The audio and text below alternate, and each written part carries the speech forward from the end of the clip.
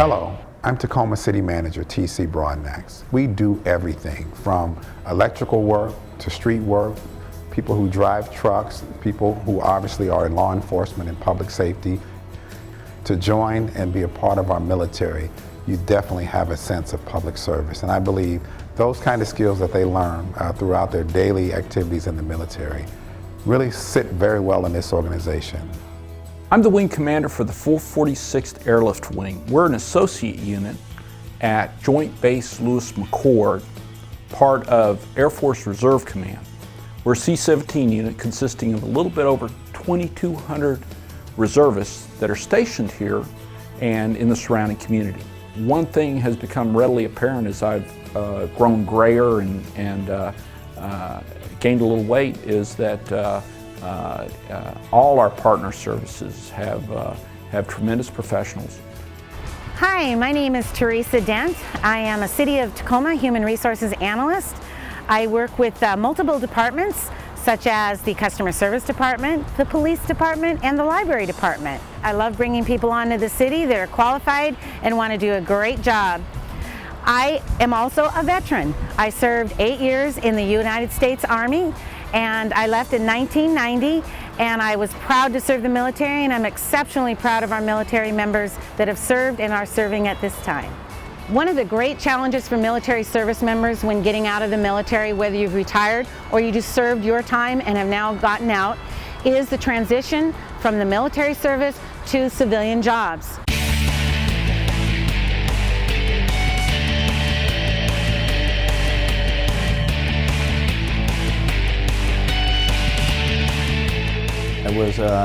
I was in the United States Navy submarine force, and I was in a nuclear power program.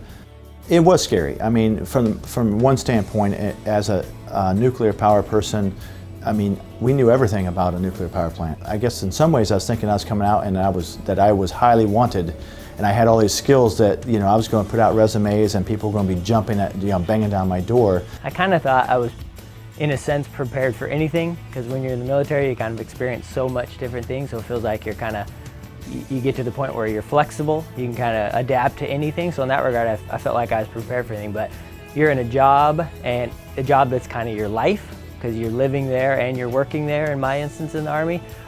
So getting out was a little scary to be on your own. You don't get any free meals when you get out of the military.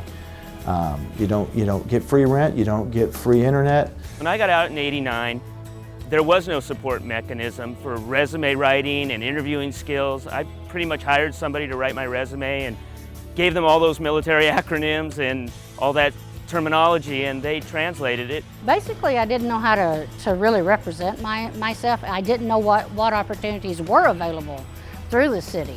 I really wanted to use the skills and the technical expertise that I had learned in the Marine Corps in the private world, but it was hard. It was hard to figure out a good fit for how I could make those skills applicable to what I was doing, and in some ways I just couldn't find that fit. The hardest part, I think, about making any transition is doing kind of that skills assessment. What have I learned? What do I know about myself?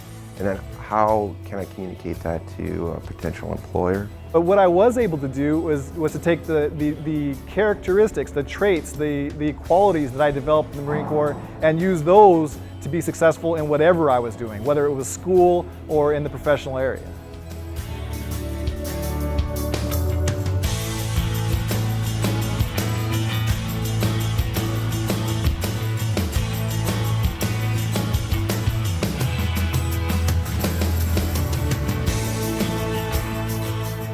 Another great place to start is right here in Tacoma on base at the Joint Base Lewis-McChord.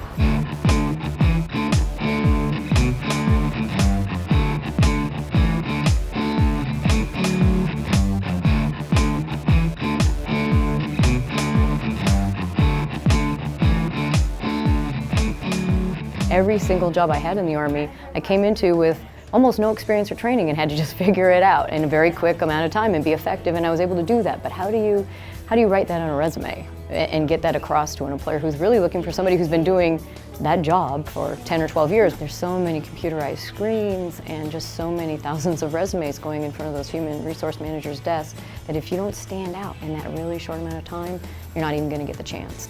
A lot of people come in here thinking, oh, they're going to write my resume for me. No, you're going to, but I'm going to help you.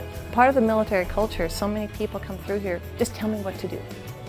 Yeah, I've been told to go over here, to do this training, to do this job, how long I should be doing it, and now it's like the lid is taken off, and that creates some anxiety for people. Well, actually for a lot of people. It's like, I don't know, there's too many choices out there. Take a risk. You want to be 40 years old and have said, oh man, if I would have only done it when I had the chance. I said, this is your chance. No matter what the organization, we really need to understand who you are, what skills you can bring to the table. And one of those ways is through your resume. In today's market, you need to tailor your resume to the exact position that you are applying for and the skills needed for that position. The library is a great resource for these tools, and the great thing about it is it's absolutely free.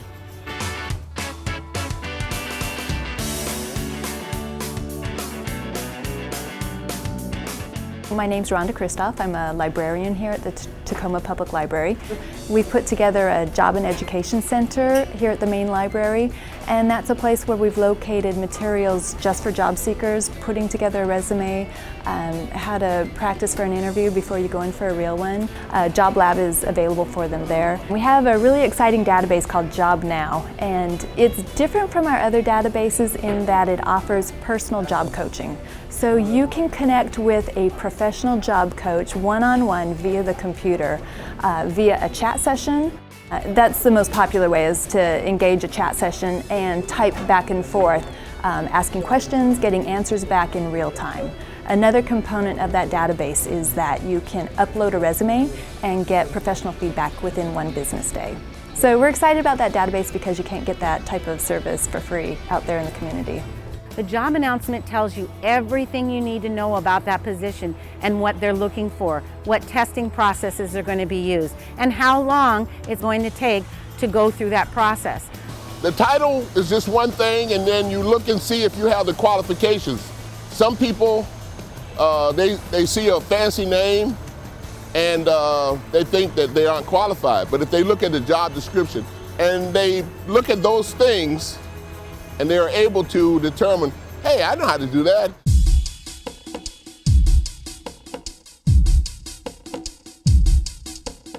If an employer is looking for a fleet manager, use the exact language that they have in their job announcements. And don't assume that the person who's reviewing that resume is going to know what that translation is.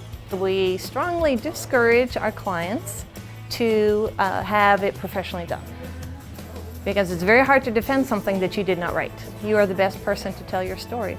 It's a very different resume when you're in the military than when you get out. So you want to be able to show what you've done, what your skills are, and how that translates.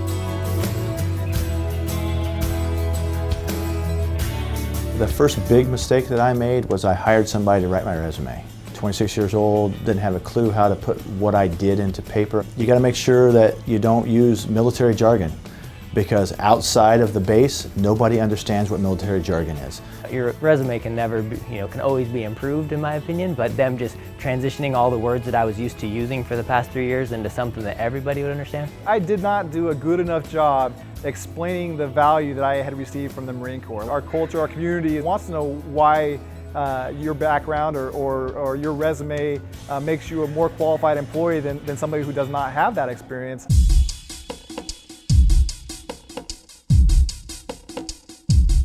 Promotion boards, you are assessed on your skills and your abilities and your performance. So that personality is not necessarily there. Employer wants to see your personality, wants to know that you are going to be able to connect with the team. Be yourself, be confident. You want to be real. Make sure that you understand where your heart is, and because that's really what's going to come through in any interview. I think when you break it down, when you're doing your interview process, you just need to be relaxed as possible. Talk to them in a normal tone, try to eliminate the military jargon so that there's clarity. In interviews, I look for that leadership skill set. Just like in the military, you can train anyone to do any particular task given the time and the resources. It's the person that can accomplish those challenges, take on those challenges. Someone that has that can-do attitude says, yeah, we'll figure out a way to make that work and make it happen. That's a skill set that in today's environment is not not predominant, and that's why I really try to look for military veterans when I hire. My advice to anyone is to don't take it lightly, rehearse, ask yourself those tough questions, questions that you know that are going to be difficult in an interview situation, and then write them down and rehearse them. Do your 10-minute answer, and then try to get that down to a 30-second soundbite, and do that for as many questions as you possibly can do. Even if it's a job that you may not want, interviews never hurt. The more the merrier. So just take them even if there's something you're a little interested in, you get more practice that way. Doing a lot of research. I mean, you got to look into companies, and right now jobs are scarce. As I tell people, like when I'm interviewing, don't assume I know what you're saying.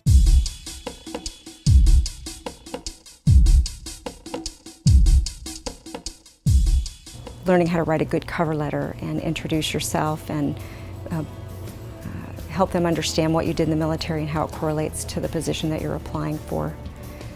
Definitely overall appearance. If you're saying you're energetic, be energetic. Don't be I'm energetic, and you're not displaying those characteristics as you tell them. And then appearance, obviously dress above will help. If you dress over than what the job says, it shows that you're confident and you're ready for the job.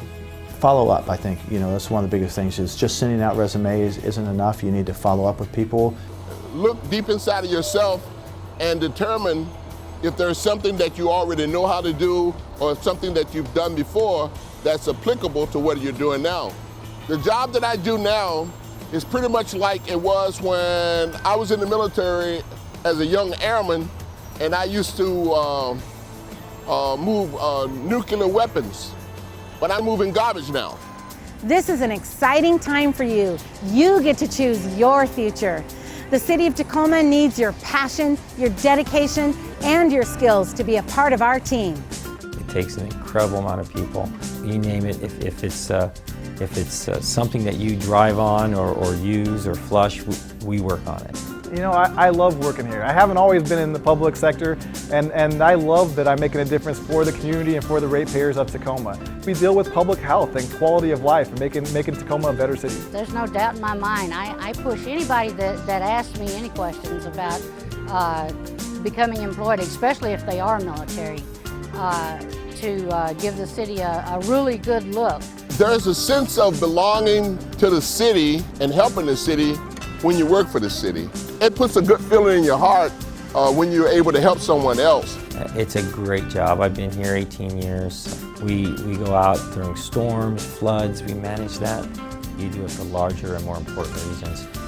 Working for the City of Tacoma to me is a lot like that. And we want to work with you. We want to work with the best people we possibly can, and in a lot of cases, if not most cases, that means you. At the end of the day, the best thing about this job is the people. That sense of purpose, that desire has now moved from the love of flying an airplane to help people. I have the opportunity to work with the finest people in this nation. I'm just proud to be here. This is absolutely one of the best organizations I've been affiliated with. There are still a lot of challenges that we've got, but we've got some dedicated employees who I think, as we begin to transition to what I consider a different area of functioning as it relates to our budget, we're going to do quite well. So I'm excited about the upside for the City of Tacoma. And that's why I invite many people who are returning from their military service to look at opportunities in the City of Tacoma, because we need those people who are committed to finding ways to do things to the best abilities possible.